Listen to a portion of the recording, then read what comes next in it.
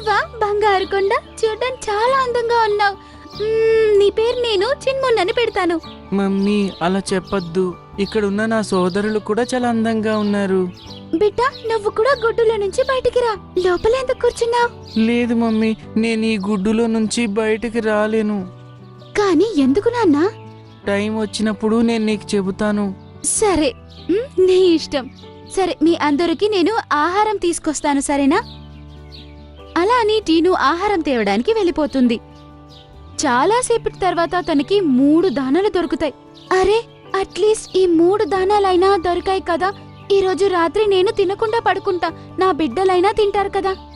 అలా అని అనుకుని అది తన కాళ్లతో ఆ 3 దానాల్ని తీసుకుని అక్కడ్నుంచి ఎగిరిపోతుంది. తీసుకోండి పిల్లలు, మీకోసం నేను ఆహారం తీసుకొచ్చాను. ముగ్గురు ఒక్కొక్కటి తినండి. కానీ మమ్మీ, మరి నువ్వేం తింటావు? ఇవి కేవలం 3 ఉన్నాయి. నానా, వచ్చే దారిలోనే నేను తినేశాను. మీరు తినండి.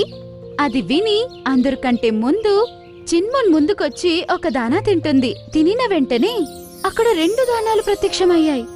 మళ్ళీ చిన్మున్ ఇంకో దానా తింటుంది. మరియు తక్షణం అక్కడ ఇంకొక దానా ప్రత్యక్షమవుతుంది. ఇప్పుడు వారి గూటిలో 5 దానాలున్నాయి. ఇది ఎలాంటి మాయా? మమ్మీ, నేను ఒక మాయా గుడ్డులో నుంచి వచ్చాను. నాలో కూడా మాయలు ఉంటాయి కదా. ఇది దాని ఫలితమే. నేను దేన్నైతే తింటానో దాని స్థానంలో మరొక 2 వస్తాయి.